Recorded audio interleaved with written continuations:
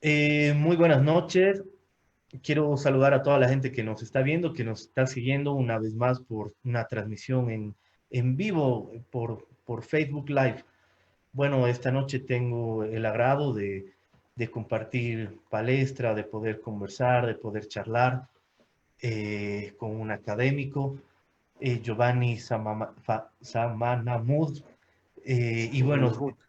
exacto, vamos a estar conversando entre la educación y también vamos a hacer un análisis sobre el cierre del año escolar, ¿no? Que ha llamado mucho la atención, que ha sido un tema de debate, pero vamos a también hacer una recapitulación de cómo fue la transformación de la educación en Bolivia a partir del Estado plurinacional. Es importante volver a la memoria histórica, reconocer hechos y por supuesto que hacer también autocríticas en momentos eh, que se haya fallado, ¿no? Bueno, Giovanni, gracias por estar aquí. Te doy la palabra para que te presentes. Ya estamos al aire, ¿no? Bueno, Sergio, un saludo. Muchísimas gracias por tu invitación y por haber abierto un espacio de diálogo, ¿no? Porque a veces uno está metido en, bueno, todos los eventos son entre 3 y 4, es un poco muy difícil. Yo creo que sería interesante abrir eventos de este tipo, ¿no? Para que se pueda desarrollar más algunas ideas y se pueda explicar con más calma ciertas cosas, ¿no? A veces la premura de la coyuntura te obliga a tomar posiciones rápidamente, lo cual es correcto, pero también es correcto darse tiempo para pensar, porque lo que está sucediendo es muy grave, aunque la gente no lo tome así, aunque obviamente este gobierno bastante improvisado haya utilizado en educación 3 tipos de chantaje, después te voy a explicar a qué me refiero, y eso nos está obviamente carcomiendo el día a día. Entonces yo creo que es importante tener una perspectiva larga como la que tú estás planteando, cosa que podamos explicar de manera más precisa lo que se está perdiendo y lo que se está ganando con esto que están haciendo. Exacto, gracias, Giovanni. Justamente la idea es esa, tener un diálogo un poquito más extenso, con mucha más calma, sobre todo a partir de la reflexión, ¿no?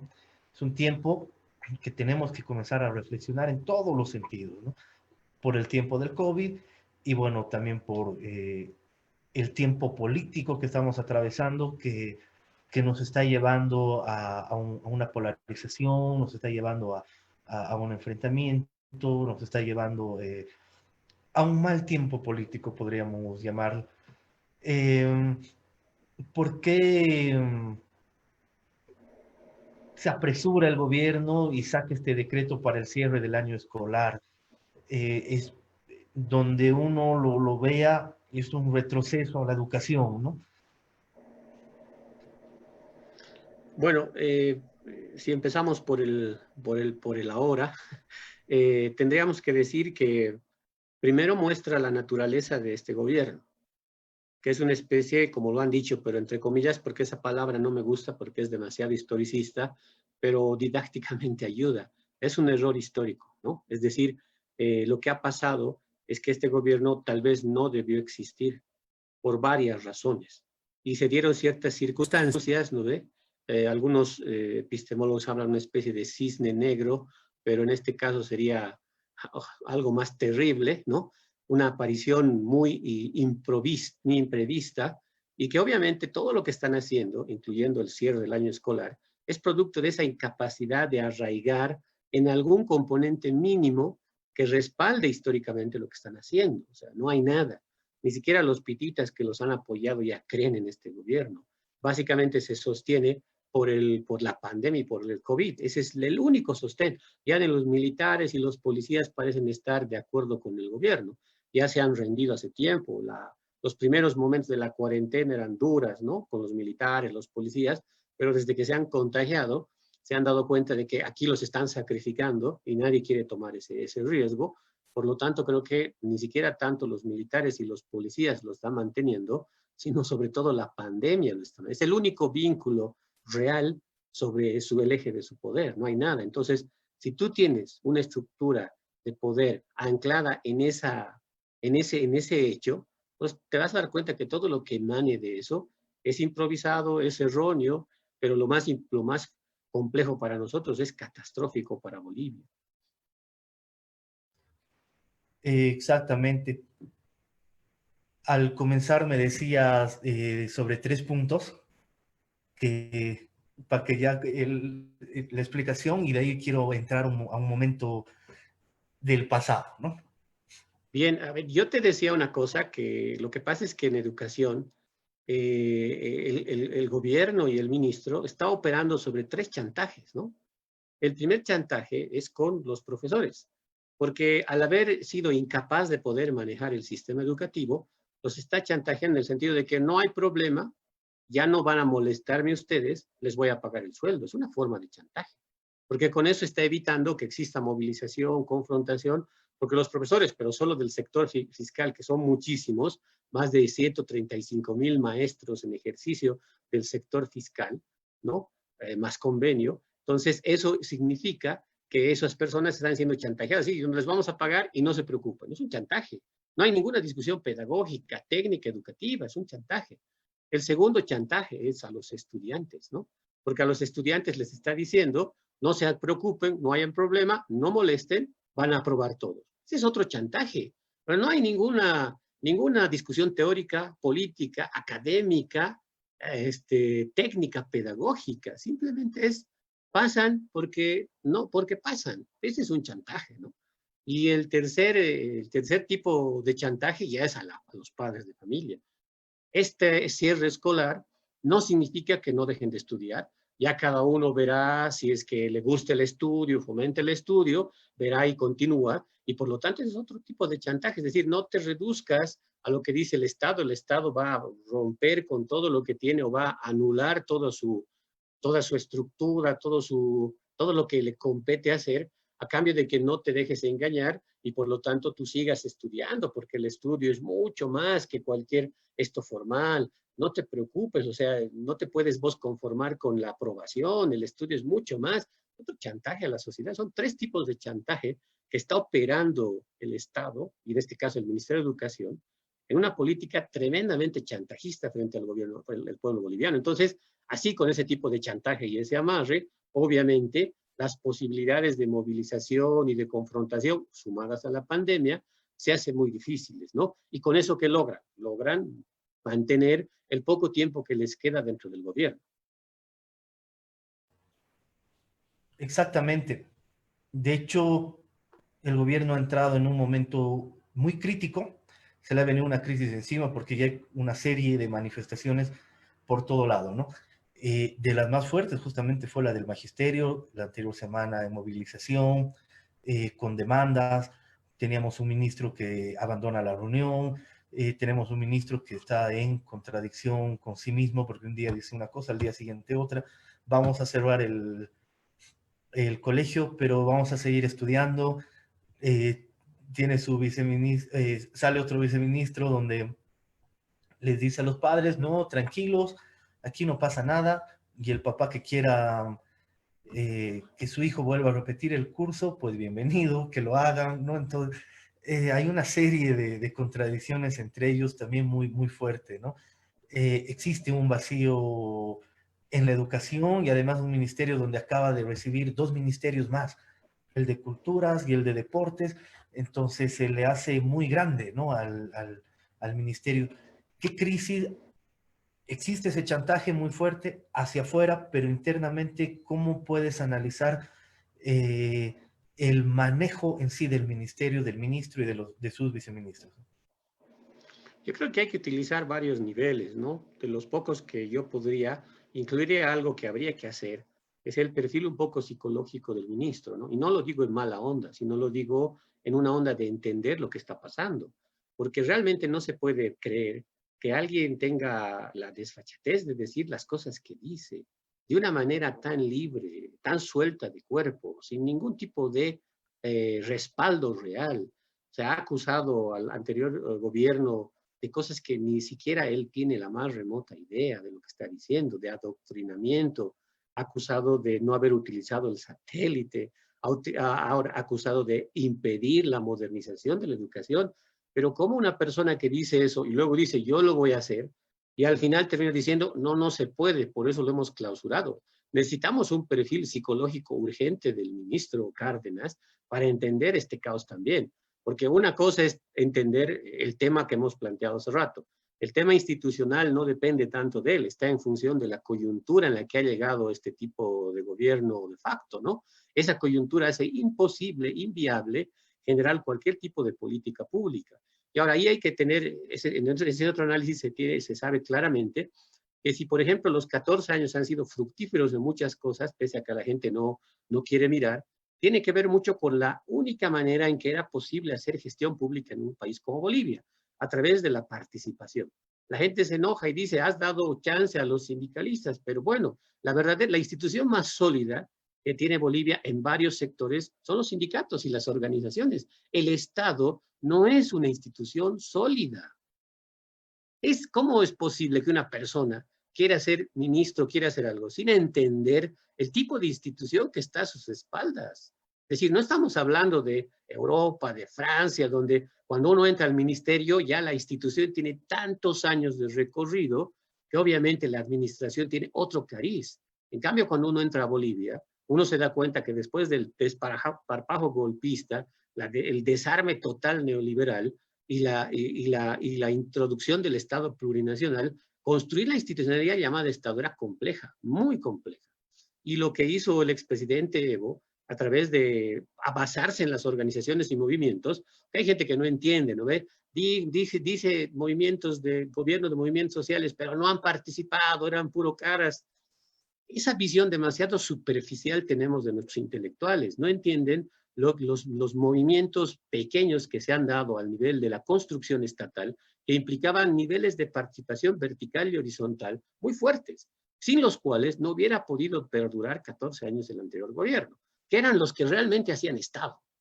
Entonces, lo que tenemos aquí es gente que lee el Estado desde los libros y no entiende la realidad boliviana. Entonces, si no te agarras de las organizaciones, no necesitas estar 100% de acuerdo con ellas, no necesitas estar alineadas 100% con ellas, porque las tomes en cuenta para construir, tú ya estás haciendo un Estado más o menos centralizado, más o menos con el sentido, entre comillas, moderno de la palabra.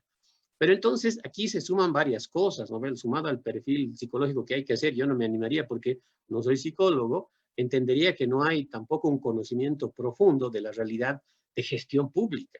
Y obviamente el cargo de vicepresidente le ha servido de muy poco al señor Cárdenas porque no ha entendido la realidad boliviana. Entonces, ese es el tercer elemento, porque el segundo habíamos dicho que es el carácter mismo del gobierno, que viene de un gobierno producido por un golpe. No debería darse jamás. Jamás uno puede pensar que el señor Murillo iba a ser ministro de algo. Jamás uno va a pensar que la señora Áñez iba a ser presidente de algún país. Jamás, pero se ha dado. Y producto de esa improvisación están ahí, y producto de esa improvisación también esto es lo que están haciendo. Estoy diciendo el tercer componente, que es básicamente la incapacidad de comprender el tipo de Estado que está aquí, que estamos en Bolivia. No es un Estado sólido, no es un Estado integral, como decía tal vez Zabaleta, no es. Es un Estado que tiene muchas dificultades para consolidarse. Es más, yo diría que en gran parte la voluntad que movía Evo Morales al tratar de dirigir la gestión imprimía demasiada fuerza al hecho estatal, ¿no? Y eso hay que analizarlo más fríamente hacia adelante. Ahorita nadie quiere saber, todo el mundo piensa que es un tema solo personal, lo quieren atacar de manera simplemente política. Está bien, estamos en el ojo de la tormenta, pero yo creo que hacia adelante se va a entender de mucha mejor manera el papel que ha jugado, ¿no? Yo agregaría otro elemento más para ver. En América Latina, los liderazgos y las personalidades han jugado un papel fundamental en la construcción institucional, pero no ha sido algo diferente en Europa. También en los primeros momentos, las formas institucionales personalizadas eran fuertes, ¿no? Ya lo decía Weber para el caso del tipo de dominación, digamos, carismática, que en realidad tiene que ver con el tipo de liderazgo histórico y que es la base fundamental de la posible construcción institucional. América Latina tiene todavía ese momento y Evo Morales es parte de eso, si lo entendemos en general, ¿no? Si lo entendemos en amplio. Entonces, estas limitaciones tremendas que ha tenido, pues un poquito explican toda la improvisación que estamos teniendo, ¿no? Obviamente no nos podemos quedar de brazos cruzados, algo tenemos que hacer. Y es así. has dicho algo muy importante. Bueno, hemos comenzado hablando de coyuntura, de lo que está pasando hoy, de esa crisis de Estado, de la improvisación, pero quiero invitarte a hablar un poco justamente qué pasó con esta construcción de estos 14 años del proceso de cambio, porque la gente te dice, no se ha hecho nada, ahora se está trabajando, ¿no? En realidad hay una narrativa que nos están tratando de decir, bueno, recién llegó un gobierno, ya se fueron los salvajes y ahora estamos comenzando la historia, digamos, ¿no? Y bien, bien hegeliano, la historia comienza conmigo y termina conmigo.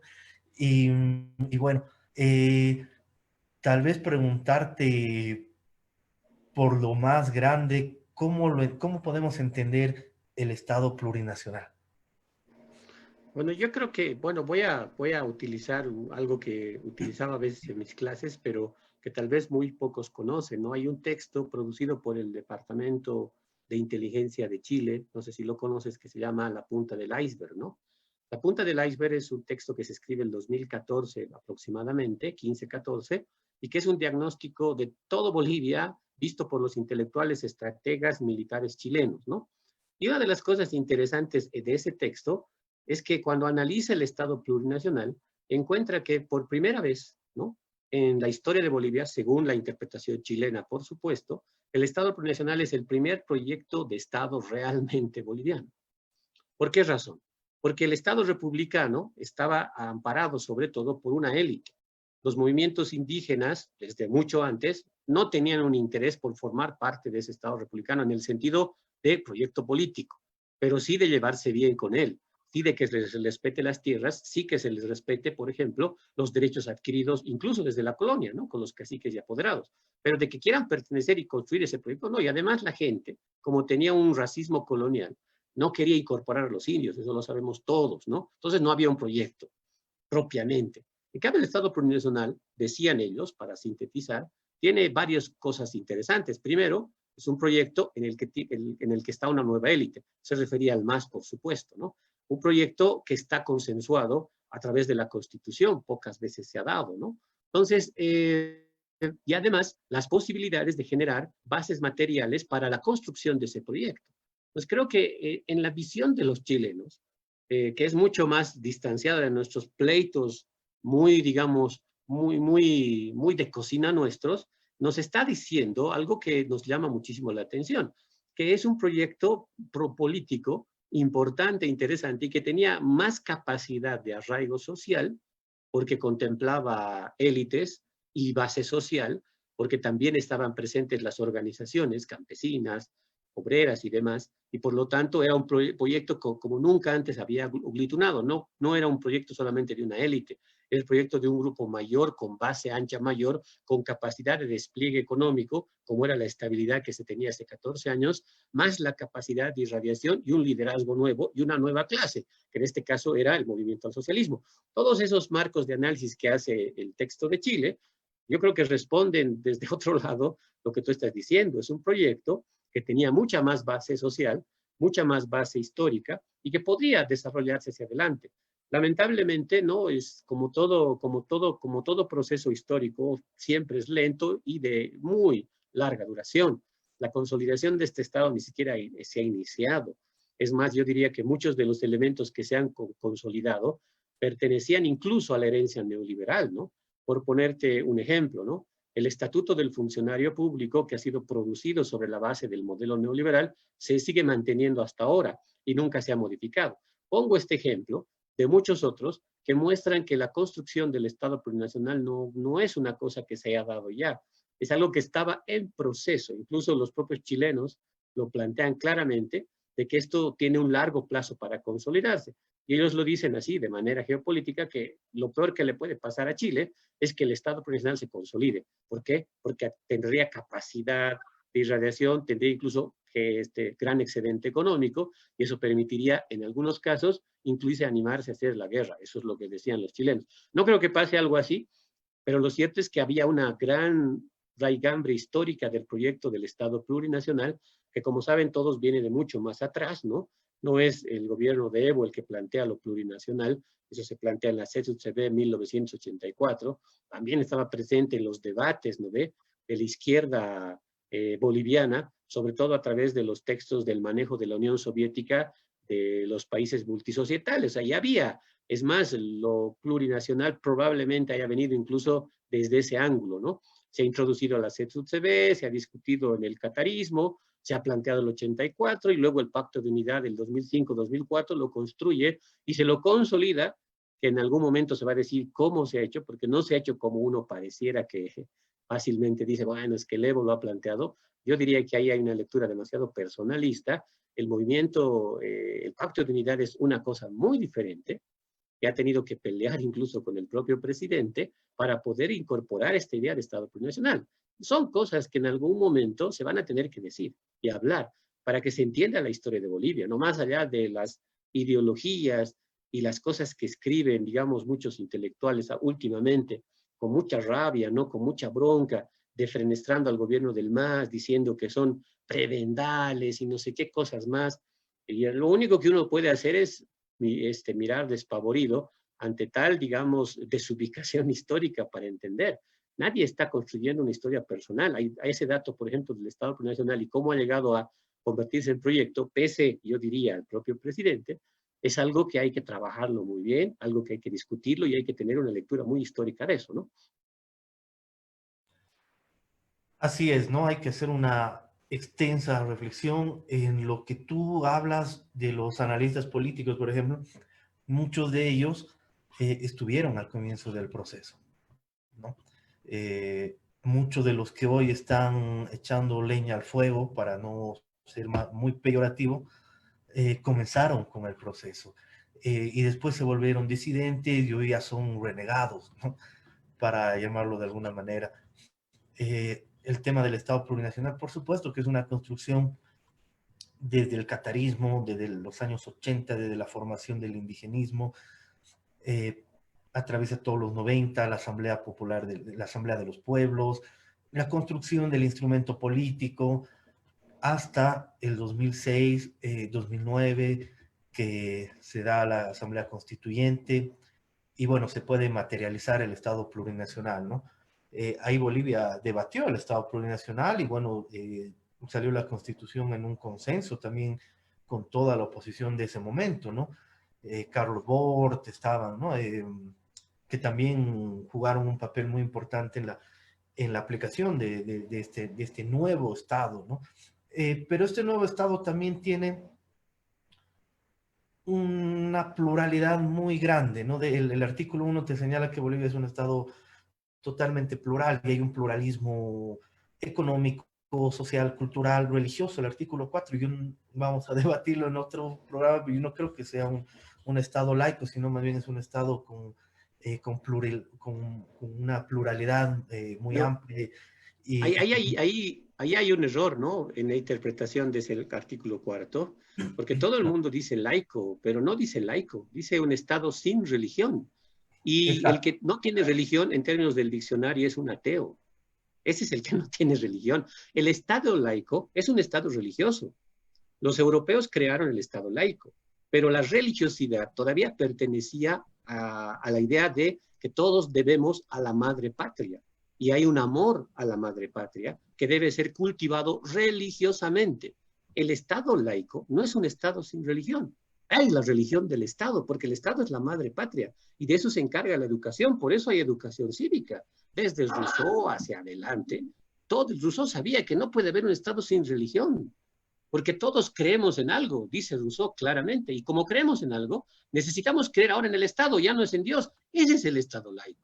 ¿De qué están hablando? Yo, la verdad, cuando escucho todo el mundo, este es un Estado laico, ya habrán leído realmente el cual dice sin religión, no dice laico, y es otra connotación. Ahora, que sea plural o no sea plural, yo creo que más bien ahí se pone en una posición bastante pública, ¿no? No hay religión.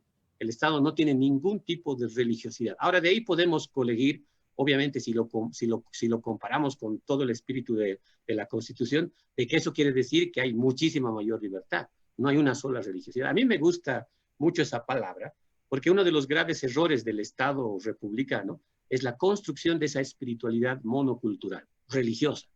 Si algo nos enseña la historia y la política, es que la religión ha sido constitutiva de la modernidad. No se puede negar eso.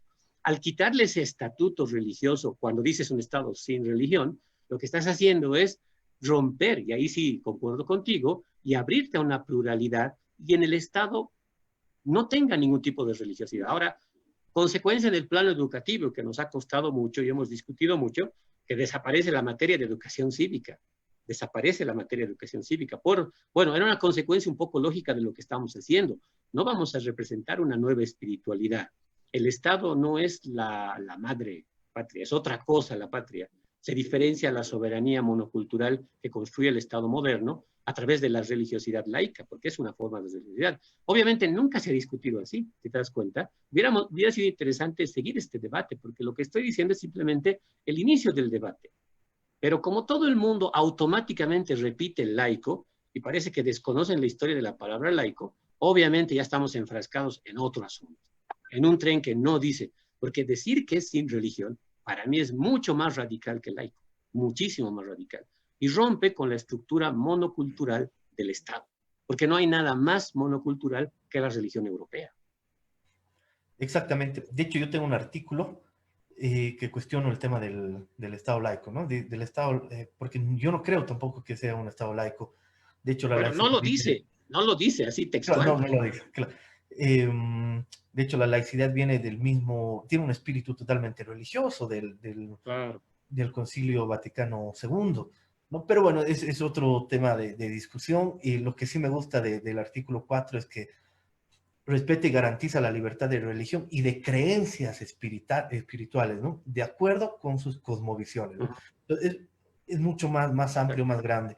Eh, pero no solamente en el tema de religión, sino también en el tema lingüístico, ¿no? Y como estamos ahorita en el tema de la educación, el Estado plurinacional creo que ha abierto este paradigma de que también se puede enseñar en los colegios en distintos idiomas, ¿no? Y eso creo que ha sido uno de los avances también fundamentales de la educación en Bolivia que no había habido hasta ese momento.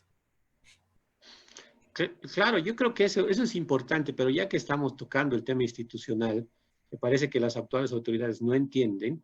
Hay que entender de una manera, y esto yo lo tengo escrito en un artículo, si no me equivoco, el hecho de que la educación plurilingüe de la Ley 070 no es más que la radicalización de la educación bilingüe, que estaba planteada en la Ley 1565. ¿No? Es eso. Lo que pasa es que, por ejemplo, en la reforma educativa, en la Ley 1565, se decía que la educación intercultural es obligatoria para los indígenas y optativa para los no indígenas. Así de claro era.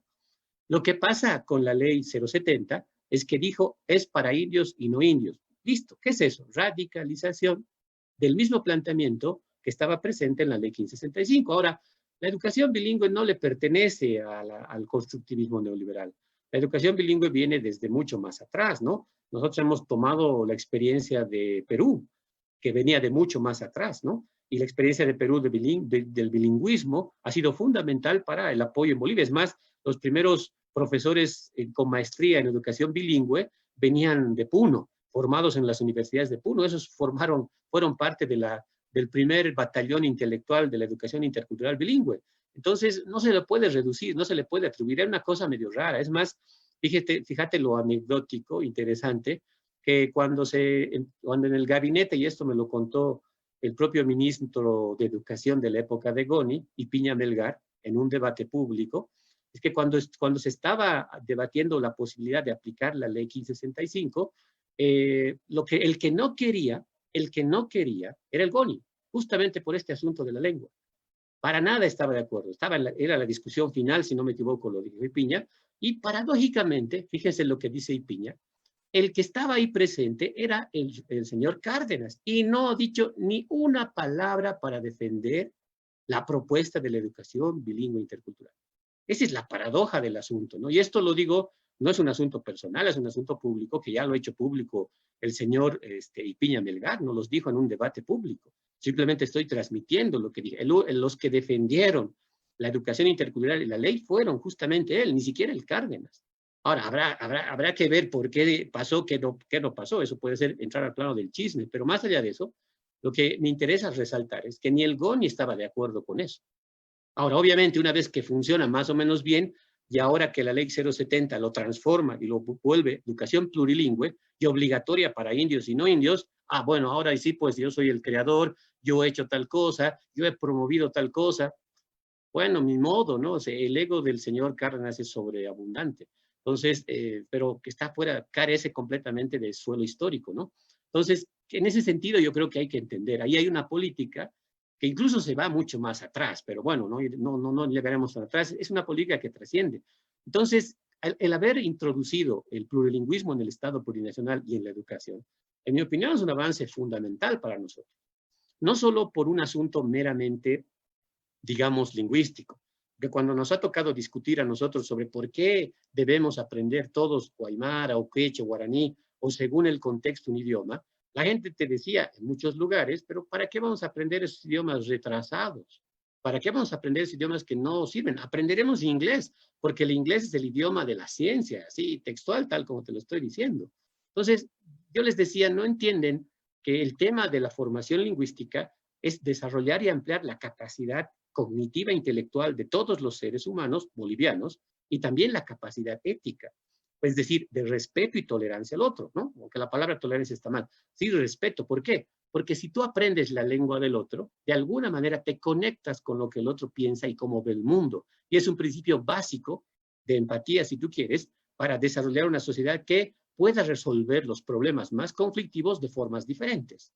Entonces, este era el gran secreto de la educación plurilingüe, que se le estaba negando a los, entre comillas, blancos y de la ciudad en la ley 1565. Y se estaba obligando solamente a los indios a ser interculturales, ¿no? Es más, otro dato para que se vea la cosa dura. La 1565 dividió la educación de formación de maestros, ¿no ve? Formación de maestros urbanos eran era educación formal general, y había los famosos PEINSA y B, educaciones interculturales para maestros interculturales. ¿Y dónde estaban ubicados los famosos INSA y B, o educación intercultural? En las áreas rurales, en Guarizate. Es decir, para los indios, interculturalidad; para los blancos, educación de otro tipo. Ese era. Lo que ha hecho la 070 es anular esa diferencia y decir, bueno, muchachos, todos entramos al tren de la interculturalidad a través del aprendizaje de la lengua. La lengua es clave para entender la interculturalidad y obviamente lo que yo sostengo es una forma de descolonización también, ¿no? Entonces creo que hay varios elementos. Ahora, ¿qué es lo que han hecho? Prácticamente no han hecho nada, porque obviamente el asunto de la lengua es mucho más complejo y por eso ni se están dedicando a tocar ni a molestar nada. No sé en qué habrá quedado, me imagino que debe estar suspendido, porque se tenía todo un proceso y un programa grande. Primero habría que normalizar las lenguas. Son 36 idiomas oficiales, ¿no ve? Y esos 36 idiomas oficiales se tienen que normalizar. ¿Qué quiere decir normalizar? Construir un alfabeto oficial capaz de que pueda ser traducido en un lenguaje formativo académico para enseñar su gramática, su acentuación, su forma de escritura. Y ese es un trabajo titánico, ¿no? Es un trabajo titánico porque ni siquiera el aymara había terminado de normalizarse plenamente. Todavía los aymarólogos discutían sobre se escribe como se pronuncia o no se escribe como se pronuncia. Esa era su discusión y su debate. No sé si lo habrán resuelto, pero hasta donde yo estaba, 2017-18, todavía no habían resuelto ese problema. Entonces, quiere decir que la normalización es un asunto complejo, pero es la base para entrar a una educación plenamente plurilingüe. Entonces, no se ha entendido eso. Eso es un gran avance, en mi opinión, que no le pertenece simplemente al gobierno del MAS, es cierto, es una recuperación histórica de una demanda que venía de mucho más atrás, de los propios pueblos y movimientos indígenas, y que se ha traducido en educación bilingüe, y que evidentemente se la ha vuelto mucho más universal con la ley 070 a través de la educación plurilingüe. Y es verdad, ¿no? Y hay creo, ejemplos muy valederos. Es el caso de Paraguay, ¿no? En Paraguay no hay persona que no hable guaraní, no hay persona que hable español, y por supuesto que deben hablar inglés también, ¿no? Es importantísimo el tema lingüístico, del enriquecimiento, y eso también fue una crisis de, de las comunidades que llegaban y llegaba el profesor y no, solo voy a dar clases en español, y muchos de los niños, adolescentes no entendían el español porque en su comunidad solo se hablaba o quechua, o solo se hablaba aymara, o solo se hablaba guaraní, o de las 36 formas lingüísticas que tenemos, ¿no? Y eso ha sido un gran avance del Estado. Hoy no lo han tocado porque creo que se meterían ya en muchos más conflictos, ¿no? Y eso que la transición está comenzando a tocar ya temas como si fuera un gobierno legítimo, ¿no? Eso es peligrosísimo. En todos estos avances también creo que algo fundamental ha sido que Bolivia pase a formar parte de un país libre de analfabetismo, ¿no? Una política totalmente acertada y de comienzo de gestión, ¿no? A diferencia de hoy, había mucha gestión cuando se llegó, había muchos planes, mucha planificación, y una de esta gestión fue el tema del analfabetismo.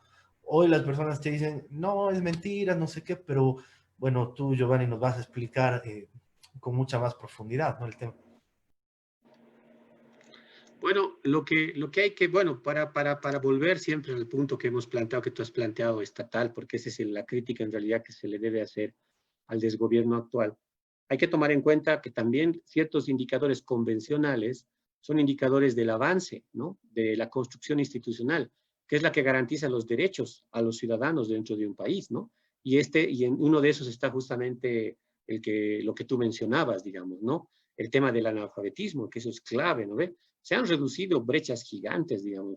En realidad, Bolivia logró estar con el menos del 2,5, 2,3, 2,2, si no me equivoco, lo que es considerado a nivel internacional cero analfabetismo, según los indicadores internacionales. Eso quiere decir que se ha reducido, por lo menos que yo tenga entendido, no tengo de memoria los datos, pero llegaban al 6, 5% hasta el 2005, y se han reducido al 3, al 2. Obviamente, uno puede cuestionar esas cosas, pero en el fondo entienden que es una política pública, que sí o sí tenemos que entrar a la reducción. Cuba, por ejemplo, tiene cero analfabetismo, ¿no? Cuba tiene los indicadores más educativos más sobresalientes a nivel mundial. Por ejemplo, el tema de cobertura. De 100 niños en edad de primaria, ¿cuántos entran a la escuela? Bolivia tenía, digamos, antes del 2005, 2006, casi 80, 75, ahora tiene 95, 96. Es decir, de 100 niños en edad escolar de entrar en primaria, 96 ingresan. No sé qué habrá pasado este año. Yo creo que este año debe bajar, pero por lo menos hasta el año pasado estaba así.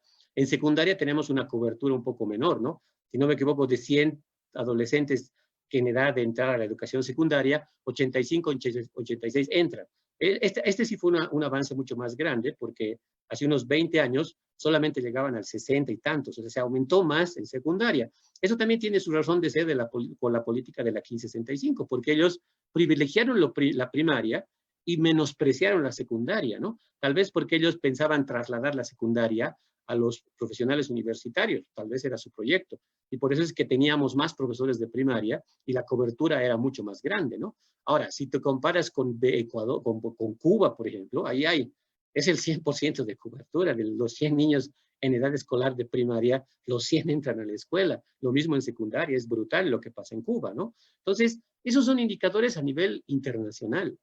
Bolivia no puede deshacerse por mucho que odies al MAS, o sea, es ridículo, ¿no? Es realmente ridículo, o sea, no te gustará el MAS, no te gustará la cara de Evo Morales, pero igual tú tienes que cuidar, cuando te toca ser autoridad, que ese tipo de indicadores mínimos y básicos que garantizan lo que se llama un Estado moderno en sentido básico, funcionen.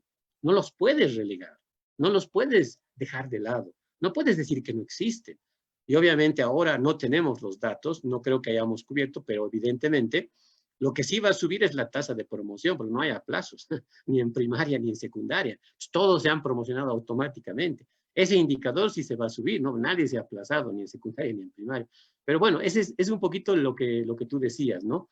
La falta de conocimiento, la falta de idoneidad, la falta de sentido común para administrar la cosa pública. Ni siquiera ya que hayan estudiado, digamos, sino que entiendan lo que están haciendo ahí. La responsabilidad no es con ellos, no es con su grupo, no es con los pititas que los han puesto ahí, es con Bolivia. Y Bolivia compone los pititas y los no pititas, y hay que seguir trabajando por eso. Eso es Lo primero que uno entiende cuando es servidor público es eso, que no trabaja para un grupo, trabaja para Bolivia. Y ese es el espíritu que te imbuye cuando tú estás ahí. Pues creo que aquí se ha olvidado plenamente de todo eso. Bueno, pues estamos en el desastre que tenemos, ¿no? Y como tú decías, esos indicadores han sido muy buenos. Se han subido enormemente en los últimos 14 años, producto de la alta inversión que hay en educación, ¿no? Ha habido un alto porcentaje, se ha llegado al 8% respecto al PIB, y eso es alto, ¿no? Estábamos detrás de Cuba, y eso ya es mucho decir en el ámbito educativo, por lo menos en estos indicadores convencionales que se manejan a nivel internacional. Claro, los datos y los hechos estadísticos nadie los puede negar. Tú tienes toda la razón, más allá de que no te guste el más, el menos o lo que sea, que hubo gestión, ¿no? Y el tema de la alfabetización y otros programas más han enriquecido el campo de la educación en este proceso. Me acuerdo de un dato, saltando lo que hablábamos anteriormente, eh, qué pasó con Víctor Hugo, por qué no reaccionó para el tema lingüístico, bilingüístico, ¿no? Que me decías, yo tenía un artículo publicado que se llamaba La traición de Víctor Hugo Cárdenas, ¿no? Y era un poco duro porque sostenía el año 92, cuando viene una marcha o una movilización multitudinaria que llena la ciudad de La Paz, con las huipalas en mano. Eran los 500 años de resistencia de los pueblos indígenas. Y era el 9º Congreso Nacional de la Central Obrera, que había mostrado unidad con el grupo campesino. No había pasado eso hasta entonces, ¿no? Y además el objetivo era sepultar el colonialismo interno, el neoliberalismo que se estaba configurando muy fuerte, la privatización, la capitalización. Eh, Se une la izquierda, los bloques sindicales, el bloque obrero, el bloque campesino. Se está planteando la construcción del instrumento político. Se va a llevar la tarea de la Asamblea Nacional de Originarios y Pueblos. Es un momento muy rico para la historia, ¿no? Eh, y se piensa llevar a Víctor Hugo Cárdenas como representante de todo este bloque, porque él ya había sido diputado y había tenido experiencia política, y en eso él va a desaparecer un buen tiempo. Los compañeros lo comienzan a llamar, a buscar, se preocupan qué habrá pasado en los ampliados de la Unidad Nacional de Izquierda, todos alarmados, hasta que sale el anuncio del MNR de que Gonzalo Sánchez de Lozada va a ir con Víctor Hugo Cárdenas como su vicepresidente. Se había configurado la traición más grande de la historia, ¿no? Ya había tenido otros antecedentes ante Genaro Flores sobre la sigla del MRTKL, otra historia, pero esta es una de las traiciones más grandes. Lo que me cuentas es una traición igual universal, lo que configuró este último tiempo en un momento muy religioso, absoluto, evangélico. Por supuesto que eso alejado de la tradición de la cosmovisión indígena, lo que está haciendo hoy con los alumnos, con los maestros, es otra forma de traición, ¿no? Eh, Voy a yo replantearme ese artículo, quiero actualizarlo y publicarlo, pero es muy penoso lo que está pasando, porque otro dato que quiero que me expliques justamente para abordar este tema estadístico es el tema de la inserción escolar. Y el tema de la inserción escolar también viene de la mano del bono Juancito Pinto. No muchos ahorita se preguntan qué va a pasar, va a haber bono, no va a haber bono. Pero más allá de eso, se había logrado que el tema de la inserción escolar reduzca. Se había acostumbrado a la gente, bueno, que vaya mi hijo al colegio, que vaya, que estudie, y hoy de un plumazo se cierra el colegio, se cancela todo, que vayan a las casas, y bueno, seguramente mi compañero me decía en una reflexión mucho, me decía, ¿tú crees que los van a tener en sus casas, enseñándoles a tocar guitarra, a cantar, a jugar un ajedrez? No, los van a mandar a trabajar, los van a mandar eh, a tener otras actividades, ¿no? Entonces, uy, me llegó y me llegó a la reflexión también y creo que es cierto, ¿no? Por eso yo te decía que es el tercer chantaje, ¿no? A la sociedad y a los padres, porque les están diciendo, bueno, a ti te gusta la educación, fomenta a tus hijos para que ellos ahora sí puedan aprender por voluntad. Es un chantaje sin sentido, porque como tú dices, y es lo que va a pasar, una vez que tú sepas, por ejemplo, que lo que te está ofreciendo el colegio no es muy bueno, porque nunca ha sido demasiado bueno, vas a decir, bueno, pues, ¿para qué va a pasar? O otras familias se van a dedicar a vender.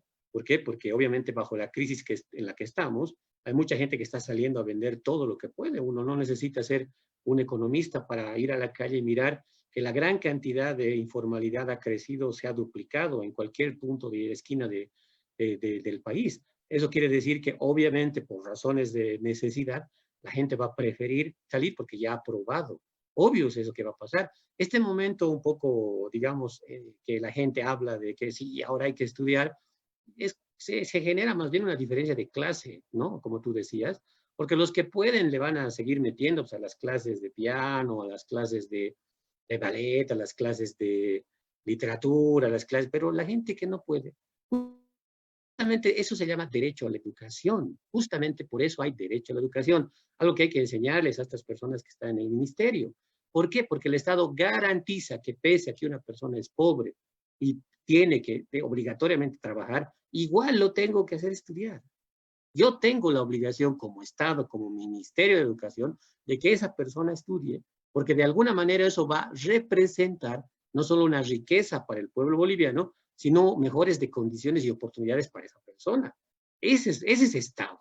Si yo levanto las manos y digo, no, a ver, cada uno, si te gusta el estudio, metele, si no te gusta, no le metas, pues es ridículo, es un chantaje brutal el que está haciendo el gobierno. Obviamente hay gente que cae y en las redes dice feliz, sí, yo voy a estudiar, a mí me gusta estudiar, no me gusta que me califiquen, bueno, ¿qué podemos hacer? Eso es para el que puede, pero es seguro que va a pasar lo que tú dices, ¿no? La gran mayoría de la gente de este país, que es lo peor, va a empezar a ir a trabajar y va a utilizar a los chicos para poder recaudar los recursos que están perdiendo y no les va a interesar ningún tipo de curso, se va a acrecentar la brecha de desigualdad social.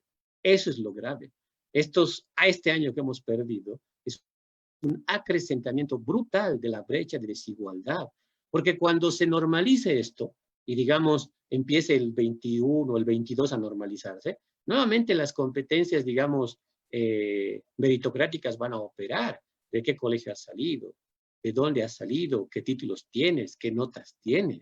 Y obviamente estas personas que hoy se les está abandonando a su suerte, no van a poder disponer de recursos que el Estado debería cooperar para que se puedan valer por sí mismos. Ese es el gravísimo error que se está cometiendo. O sea, es una irresponsabilidad brutal. A mí me gusta y conozco un poco de historia de la educación, no mucho, no soy experto, pero no conozco hasta ahora un caso de semejante brutalidad. A mí me recuerda mucho a Hannah Arendt, ¿no? Hannah Arendt escribió un libro que se llama Eichmann en Jerusalén. Y ese libro era ir a ver cómo lo juzgaban a uno de los más grandes criminales nazis que lo habían repatriado de Argentina. Y ahí decía, bueno, pues quería encontrar a un tipo maquiavélico, capo, experto, que movía los hilos de la razón y planificaba para quedarse, cuando era un pinche tipo común y corriente. A eso le llama la banalidad del mal. Y es lo que está pasando aquí. Estos tipos son terribles, pero no por inteligentes, sino por todo lo contrario, por vetustos, digamos, ¿no? Y hasta ordinarios en algunos casos, perdón la palabra. Pero si uno escucha a los viceministros explicar lo inexplicable, uno prefiere o a Don Enredoncio o a Cantinflas, ¿no? Tranquilamente, porque hasta ellos se los entiende más. Entonces, es grave lo que está pasando. No se dan cuenta lo que están haciendo. O sea, no es solamente un tema de decir, bueno, que cada uno se haga cargo. La gente más pobre está perdiendo oportunidades para las cuales no es fácil de recuperar. Que un padre haga un esfuerzo tremendo para poner a su hijo, aunque sea colegio fiscal, porque tiene que dedicarse a estudiar, tiene que comprarle libros, eso no hay. Y esa es una oportunidad que el chico tiene para moverse en la vida y poder tener una mejor condición de vida, algo que el Estado debe garantizar. Cuando tú le quitas eso, lo mínimo que tiene, le estás quitando una enorme oportunidad, le estás abriendo la brecha de desigualdad. realmente yo me pregunto, ¿entenderán qué significa educación? ¿Qué significa educación en un Estado? ¿Qué significa educación formal? ¿Entenderán lo que implica eso? ¿O piensan que es un asunto solo pedagógico, de tener una metodología, o darles a los profesores capacitación a través de educación virtual y listo, el asunto se acaba? No sé, la verdad, ya no hay palabras para describir lo que uno escucha cada rato con cada cosa que se meten a informar, ¿no? Entonces, es grave lo que está pasando. Yo creo que ahí está lo invisible que no se ve. El hecho de que se está conculcando las posibilidades de mejorar condiciones de vida a mucha gente, que por la premura de la situación, por la premura de la falta de trabajo, por el despido, por la premura de las condiciones actuales de pandemia, se van a dedicar a trabajar, como tú dices. Y eso va a significar perder lo poco que el Estado había ganado con el bono Juancito Pinto, que tú decías, ¿no? Se han hecho estudios sobre el bono Juancito, bueno, conozco uno, pero no son todavía muy concluyentes, es cierto, hay que esperar, pero sí ha incidido, sí ha incidido.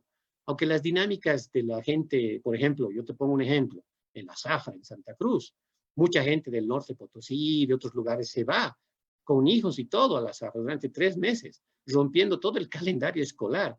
Hacen obviamente convenios con los profesores y los directores para que no los borren, pero obviamente porque entienden los directores que esa es la situación real y terminan afectando. Ahora, obviamente, también a los padres no les cae mal el bono Juancito Pinto, lo usen. O sea, lo que sí se puede decir es que ha contribuido a que haya permanencia, eso es cierto.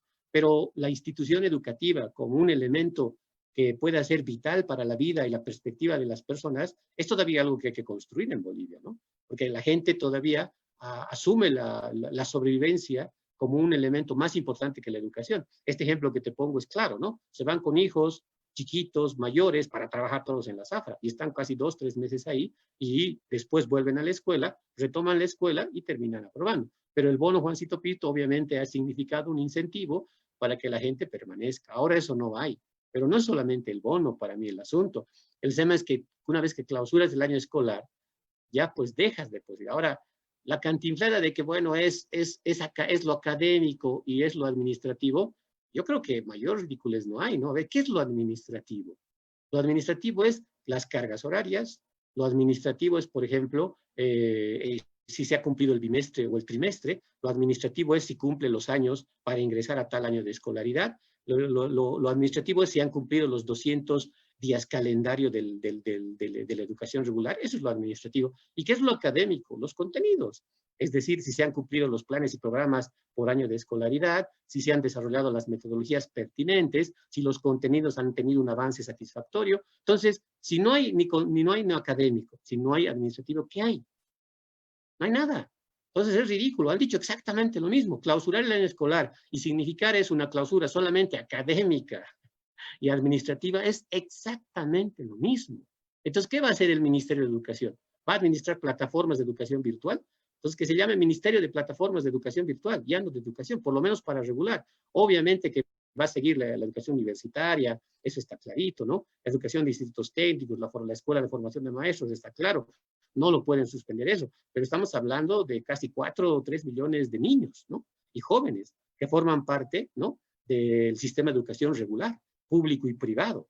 Estamos hablando de casi 170,000 profesores, tomando en cuenta a los públicos y a los privados, ¿no? Aunque se diga de manera retórica que 4 de un profesor, uno está en... Pero son 30,000, o sea, igual afecta.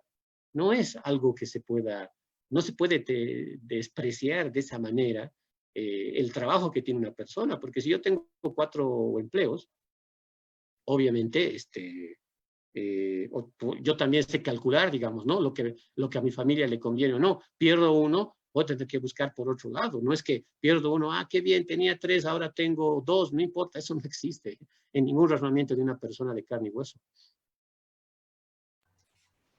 Totalmente. Me ha encantado tu analogía de la banalidad del mal de Hannah Arendt. Creo que es una de las mejores, una filósofa gigante, ¿no? Además, con su vínculo, para mí el mejor filósofo del siglo XXI, Martin Heidegger, ¿no? Y Claudia también decía, estamos ante un nuevo tipo de maldad, ¿no? a través de esta gente que sea de las personas que se van burocratizando y que hacen una ruedilla, una maquinaria administrativa, ¿no?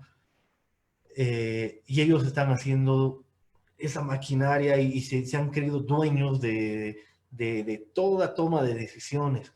Mira, yo estaba buscando recién si hay en algún otro país ha pasado algo similar, no he podido encontrar, no sé si tú has podido ver si en algún otro país del mundo han cerrado la gestión escolar, ¿no? Perdón que me ría, pero es que o sea, ya No, es, no, es que si o cierras lloro o si río, ¿no? cierras la gestión escolar, así como ahora lo has cerrado, estás diciendo en otras palabras que eres inútil para hacer gestión. Eso estás diciendo. No hay otra palabra. O sea, ningún país, ningún ministro, en su sano juicio, haría semejante cosa, a no ser que sea una catástrofe nacional, así de parámetros incuestionables. Pero nosotros hemos visto que en Santa Cruz, por lo menos, han pasado a cierta etapa de las olas, ¿no? Y no están lo mismo que nosotros. En La Paz estamos obviamente en una etapa, un pico muy complicado, pero en otros departamentos se pasa de manera diferente. Entonces, no hay razón para poder proceder de esa manera. Porque si uno dice clausura del año escolar administrativo y académico, es decir, lo mismo, entonces se está reconociendo la incapacidad del gobierno y del Estado para garantizar la educación. Ningún ministro va a ser capaz en un país serio, con un gobierno serio, de decir soy inútil. Nadie. Lo ha dicho de otras maneras. Soy inútil, no puedo, lo clausuro. Y eso es grave, realmente. No sé si nos hemos dado cuenta, pero están aceptando su incapacidad y están aceptando su inutilidad. Y por eso es que no vas a encontrar eso en ninguna parte del mundo, porque creo que por lo menos en estos países hay gobiernos legales, democráticos, y que en la vida se van a atrever a decir eso. ¿Por qué? Porque eso significa la muerte de tu partido, la muerte de tu organización. Si estás demostrando que no sabes gobernar, pues ¿para qué te vas a hacer elegir? Entonces, yo creo que aunque haya sido, entre comillas, un cálculo político para desmovilizar a los maestros, porque creo que es eso un elemento fundamental, se han matado como partido. Se han matado definitivamente. Nadie les va a creer que son capaces de administrar algo, ni siquiera un kiosco de salchipapas, y eso que es difícil. ¿Por qué? Porque están diciendo, no podemos. Y como no podemos, lo clausuramos. Yo no veo otro mensaje más que ese. De hecho, ya tienen un paso en Miami, ¿no? Entonces no pierden nada. Están de salida y bueno, lo único que con esto hacen es desmovilizar todas las propuestas, pero en realidad van a movilizar más, ¿no? Qué contradictorio, qué bien paradójico. Bueno, Giovanni, me ha encantado charlar contigo. Eh, ya estamos una hora y bueno, te quería decir que te despidas con alguna reflexión, tema de educación, y seguramente ya no, vamos a continuar en muchas más charlas más, en muchos más espacios, ¿no? Bueno, Sergio, muchísimas gracias por la invitación. Espero que haya podido ser escuchado esto, porque hay muchas cosas, obviamente, que hay que seguir discutiendo. Yo insisto en lo que decía al principio, es bueno tener la posibilidad de darse un chance para pensar un poco más lo que se ha hecho, ¿no? Porque estamos con un barullo muy grande en nuestra cabeza que nos meten ideas sin ton ni son, y nosotros como estamos en la premura, en el estrés de la pandemia, todo queremos apresurado. Y hay que meditar estas cosas que se están haciendo, porque son realmente graves, ¿no? Y no es fácil a veces explicar el descalabro que está teniendo el sistema educativo y las consecuencias que se tiene a futuro. No es fácil, porque la gente siempre dice, bueno, entonces ya ha aprobado mi niño, suficiente, y ahí lo resuelve todo. Pero hay que discutir con esa gente y me parece que estos espacios son claves y esperemos que haya más de este tipo de conversaciones así más largas para que se pueda profundizar temas específicos, aunque obviamente la moda es tipo youtuber 5 minutos, pero bueno, hay que hacerle la lucha de todas maneras, ¿no? Yo creo simplemente para terminar que eh, esto muestra claramente que necesitamos urgentemente un gobierno legítimo, que la dicotomía que plantean o salud o educación es falsa, o vida o salud o política es falsa, tremendamente falsa. Ahorita la vida se juega en la política para nosotros. Si estos tipos siguen, van a destrozar todo lo que ha costado construir, y ni siquiera a los 14 años, están destruyendo lo que se ha construido durante muchos años en Bolivia. No solamente los 14 años, ojalá, entre comillas, fuera solo los 14 años y fuera lo del Evo lo que se está destruyendo, pero no es solamente lo que el gobierno del Evo ha hecho, es lo que nosotros nos ha tocado administrar, porque yo he sido parte también del Ministerio de Educación y he visto todo lo que había detrás y cómo uno tiene que hacer para jalarlo de atrás y proyectarlo hacia adelante, porque es la responsabilidad que tenemos nosotros con la gente cuando uno asume un cargo de servicio público. No estás en un partido, no estás sirviendo al país. Y eso es algo que también el propio presidente transmitía, expresidente Evo Morales transmitía, y me parecía clave, ¿no? Uno no está aquí para servir ni a su partido ni a su gente, sino para el Estado boliviano, y eso implica un bien público, y hay que cuidar el bien público. Entonces, eso se está destrozando, definitivamente. Por eso es que lo que hay que hacer es que las elecciones sean lo más antes posible, que se pueda elegir a un nuevo gobierno y que disputemos democráticamente. Yo creo que ya las peleas y las batallas, incluso yo que estoy muy de acuerdo con las movilizaciones, consideraría que es complejo ahora, que la alternativa política de los partidos debería ser ahondar la democratización, así como yo había planteado la vez que había esta idea de golpe, que había que democratizar la salida. Sabíamos algunos de alguna otra forma que se venía el golpe, pero la salida era, ¿qué hacemos? La salida era más democracia, no hay más. No es porque la democracia sea o no sea burguesa o esos temas que algún rato podamos discutir, pero más allá de esas cositas muy mínimas, lo central es que ahorita hay que seguir apostando por armas democráticas. Si quieren proscribir al MAS, si quieren hacer esas cosas, discutamos democráticamente, a través del voto, a través de elección libre, a través de la posibilidad de debatir, porque no vamos a resolver de otra manera. Y eso es la elección. Por esa razón es importante la elección, porque no nos vamos a poner de acuerdo si el MAS es mejor o es peor, eso lo vamos a discutir siempre. Pero lo que sí tenemos que aceptar es que si no tenemos una salida democrática y radicalizar la democrática, es decir, más voto, más participación, ¿no ve? Más información, más debate, más discusión, no vamos a poder salir. Y respetar, ese es el problema del juego y la ventaja del juego democrático. Hay que respetar, gane quien gane. Aquí están haciendo cálculos políticos para que el MAS no gane. Eso es suicidio. Eso es suicidio. Van a empeñar el país simplemente por dejar que un movimiento que se sabe que está arraigado gane o no gane. Si va a ganar, déjenme ganar con las armas más graves, porque eso es tener un espíritu democrático, ¿no ve? Que si sale perdedor o si sale ganador, tenemos que aceptar. Yo considero que eso es más importante, porque hacer una pelea, una batalla ahora en las calles es muy contraproducente por el tema de la crisis de la pandemia. Es muy complejo. Bueno, esa es mi opinión personal. Yo radicalizaría la democracia, discutiría más, debatiría más y haría que se puedan imaginar y plantear salidas democráticas, participativas de esta crisis. De lo contrario, si no tenemos un gobierno legítimo, van a terminar destrozando mucho más de lo que están haciendo hasta ahora. Hay un concepto de la democracia radical, ¿no? Pero eso ya podemos charlar en otra charla.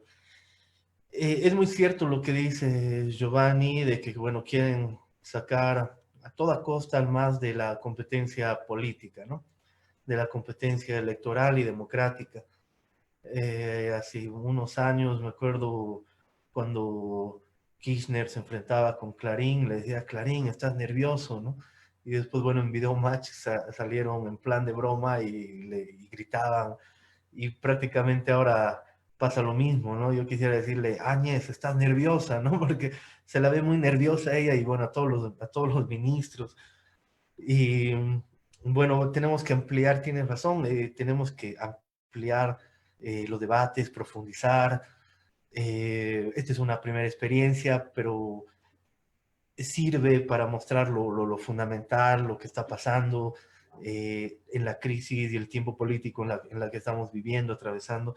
Y bueno, estamos para eso. Quiero agradecerte por haber compartido este tiempo, esta pequeña charla, diálogo, sobre todo para que la gente también pueda tener diferentes opiniones, no solamente de los medios de comunicación, la noticia hegemónica, sino que también pueda haber otros espacios donde podamos debatir, hablar abiertamente, sin algún tabú, sin algún tipo de censura, ¿no? Y muchas otras cosas más que pasan, ¿no? Entonces, bueno, muchas gracias, Giovanni. Quiero agradecerte y si quieres decir algo más antes de cerrar esto. Bueno, muchas gracias, Sergio, por la invitación y bueno, a toda la gente que seguramente te sigue, un saludo y esperemos que a cualquier oportunidad que tú me convoques, yo estaré dispuesto aquí para dialogar y charlar y conversar, que es lo más importante. Gracias, Sergio, por tu invitación y que te vaya muy bien. Gracias a ti. Chao, chao, chao, Chao, chao. chao.